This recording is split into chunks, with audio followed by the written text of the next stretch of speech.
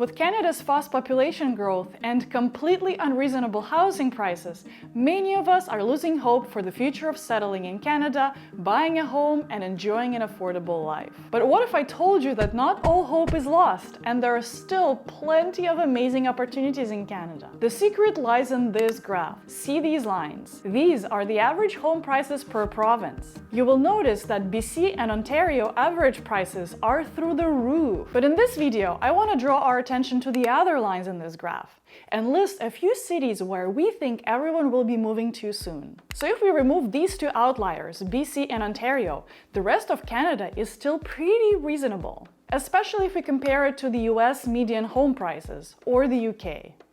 Obviously, median and average values tend to differ a little bit, but these specific examples are close enough for the purpose of this video. So BC and Ontario aside, the average home prices are sitting well under $500,000. These prices are not that different from our southern neighbors, the northern states of the US. Obviously, there is a ton of states with an average home price of $200,000, like Missouri, Michigan, or Ohio. And I honestly won't judge you if you prefer to move there. What I want to look deeper on is where in Canada it is still affordable. And the answer lies in these lines. Quebec, for instance, Canada's second most populated province, has held pretty affordable levels. I'm honestly surprised how Quebec prices have kept so relatively steady all this time. Montreal is an absolutely gorgeous city, with proximity to ski resorts, mountains, national parks, and just a 40-minute drive from the United States border. French language is likely the biggest deterrent for more migration to the province. And that is exactly the reason why Montreal is such a hidden real estate gem in Canada. I lived in Montreal for 10 years before moving to Ontario. French language is actually what makes the city so special and keeps it at bay from mass immigration. If you're open to learning a new language and embracing yourself with the most unique subculture in North America, there's no better place to buy a home than in Montreal. Some professions like technology don't have a strict requirement for French language, so you can move to the city, get a job, or work remotely from another province and learn the language along the way. Learning French is something we highly recommend in Montreal, since there's no better way to experience a place to the fullest than in its own language. What's interesting is Alberta has recently picked up a lot of steam, and it is about to beat Quebec in home prices, actually. It has also surpassed BC in inter-provincial migration numbers in the last 2 years. Everyone is moving to Alberta these days, specifically because of the home affordability. And that makes Alberta's housing situation more unaffordable. So the train may have left the station for Alberta, or maybe there's still time. The province's main economy is oil and gas, and we all know how susceptible these industries are to ups and downs. Aside from that, Alberta has recently adopted an aggressive migration policy, literally paying people to move to the province. Yeah, that's right, Alberta is attracting skilled trade professionals and offering them $5,000 to relocate. This, in fact, is one of many things that Alberta is doing to pick up residential construction steam. Recent reports state that the province will likely have the most positive housing construction outlook for the years to come. All in all, you've got to give it to the province's leadership. They've done a really good job marketing their province. Next, we've got Nova Scotia. Some of our viewers have told us that Halifax, the province's most populated city, is no longer affordable. And it is noticeable in the uptick here in the last year. Similarly to Calgary, Halifax has seen a big influx in migration, and that has affected the housing prices. But here's the thing, Canada is so much more than its top 10 largest cities. And Nova Scotia is so much more than just Halifax. We recently made a video about top 100 most livable cities in Canada. This list was built based on 17 different criteria and covered towns, municipalities, aside from big cities. Check it out if you want to get more ideas about the most livable and affordable cities in Canada. Why is it that we tend to only look at the top 5 or 10 cities in Canada?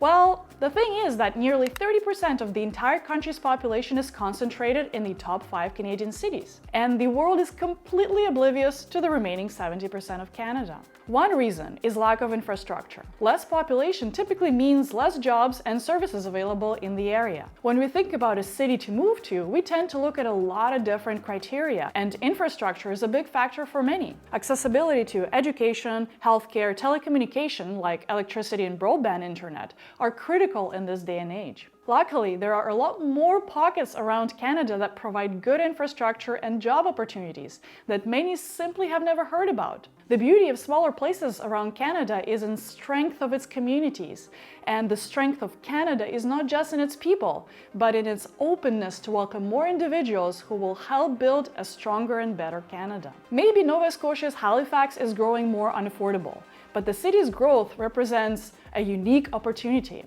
It recently had its first Simon's store open in the entire maritime region, which created hundreds of new job opportunities and will pave the way for more retail sector growth in the city. Canada's first ever robot-assisted pediatric scoliosis surgery in Canada was performed in Halifax just a few weeks ago. All this would not be possible without people moving to the city and contributing to its growth and economy. As Halifax grows, the growth will spill over to the nearby cities, strengthening their infrastructure and services available. That's where the next housing opportunities are. Just look at the outskirts of Halifax. As we continue to dissect housing price lines, we're starting to get closer to the $400,000 mark, with Prince Edward Island following the lead.